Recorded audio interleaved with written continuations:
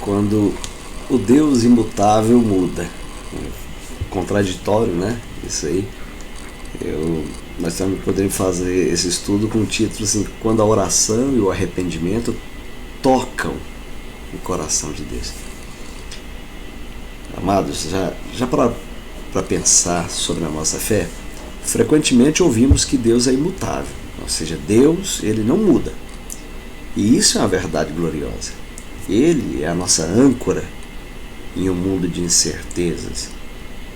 Mas se ele não muda, como é que nós podemos explicar as vezes em que a Bíblia nos mostra Deus alterando um decreto, adiando um juízo ou respondendo a um clamor desesperado? A chave para entender isso não está em Deus que seria volúvel, seria indeciso. Isso são atributos humanos, não de Deus. Mas em um Pai que se relaciona conosco. A mudança que vemos não é uma falha em seu caráter, mas a manifestação dinâmica dos atributos dele. É a sua justiça que exige a consequência para o pecado. Mas essa justiça ela anda de mãos dadas com a sua misericórdia, que se alegra em perdoar quando encontra um coração quebrantado. A oração ela é o canal para nós conversarmos com Deus, não é um mero ritual. É um convite, é o nosso convite a participar do governo de Deus sobre o mundo. É o canal por onde a sua misericórdia flui para a nossa realidade. No Tiago, no capítulo 5, versículo 16, no finalzinho, ele diz que a oração não é só frases bonitas. Diz assim: a oração de um justo é poderosa e eficaz. Ela é um convite a crer que nossas palavras, movidas pela fé, têm um poder imensurável. Não dá para medir o poder para tocar o trono da graça. E a Bíblia está repleta de histórias que nos ensinam a clamar. Ela mostra o poder transformador da oração e do arrependimento. São relatos de esperança, dor e redenção que nos lembram que Deus nos vê, nos ouve e se importa. Vou repetir: Deus nos vê, nos ouve e se importa. Vamos no primeiro exemplo? O rei Ezequias. Um clamor que adiou a morte. Se você pegar na sua Bíblia, no segundo livro de Reis, no capítulo 20, versículo 1 até o 6, e em Isaías, no capítulo 38, versículo 1 até o 6 também. Aí lá vai mostrar uma cena. Imagina essa cena. Ezequias, o rei que serviu fielmente a Deus, recebe a visita e a notícia, não, a visita do profeta Isaías, e uma notícia devastadora, terrível para a sua vida. O profeta Isaías vem com uma sentença clara. Olha só o que o profeta recebeu de Deus para falar para o rei Ezequias: põe a tua casa em ordem, porque vais morrer e não viverás. Aqui não tem esperança, aqui não sobrou nenhuma margem de esperança. Não tem margem para apelação. É o fim. Põe a tua casa em ordem, porque vais morrer e não viverás. Pronto. Não tem um lado para você recorrer. Não tem uma interpretação para você, vou interpretar de um outro jeito. Não tem. Mas Ezequias não aceita o decreto final. E ele vira o rosto para a parede. Você tem que ler isso lá, depois você vai ler. Ele vira o rosto para a parede. Não sei, talvez para esconder suas lágrimas, talvez para focar inteiramente em Deus.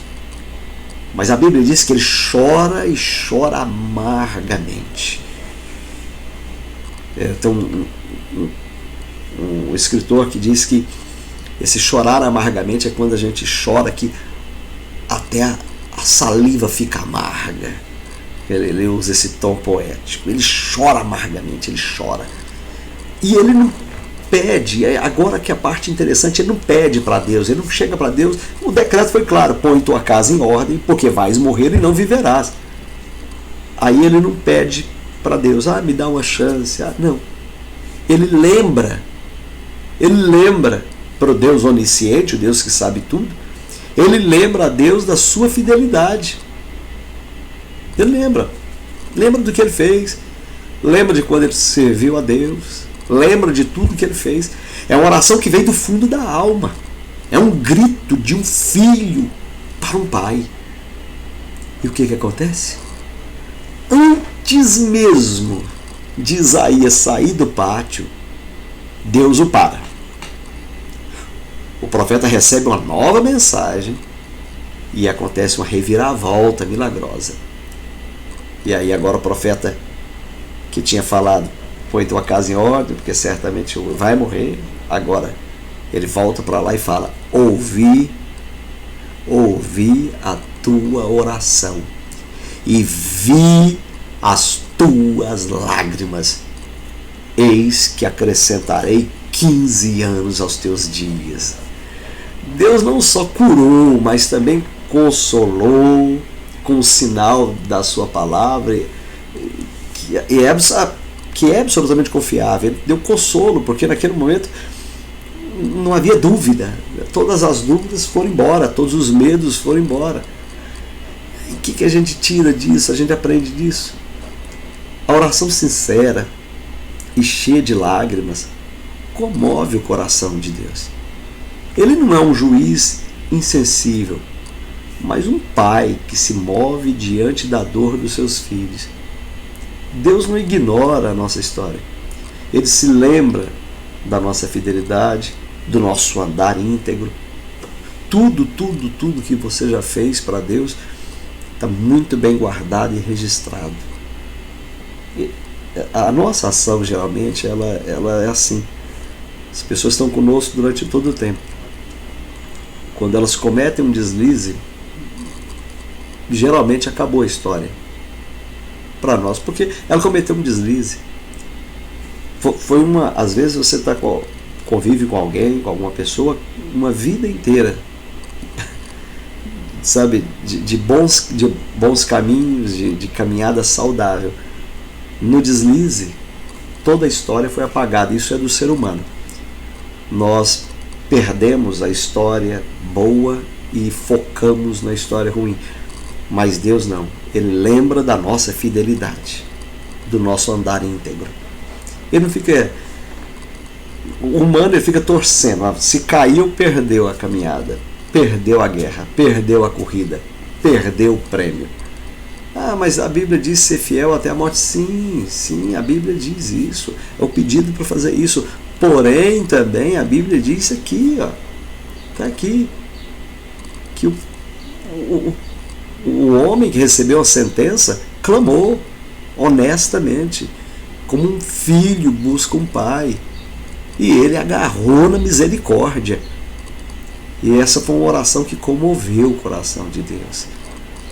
Deus nunca vai ignorar nossa história. Ele se lembra da nossa...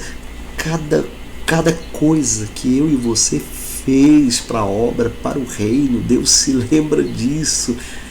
Aquilo que nem nós lembramos mais, Ele tem registrado. A única coisa que Deus não se lembra mais é dos nossos pecados. Eu vou jogar no mar do esquecimento. Mas das coisas que fazemos para Ele, Deus guarda muito bem. E esse homem lembrou: Deus, eu já te servi. Deus. Deus, o Deus que nós servimos, Ele é Senhor da vida e é Senhor da morte. Nada é definitivo se Ele não quiser. Ele pode reverter até mesmo as situações que parecem mais impossíveis.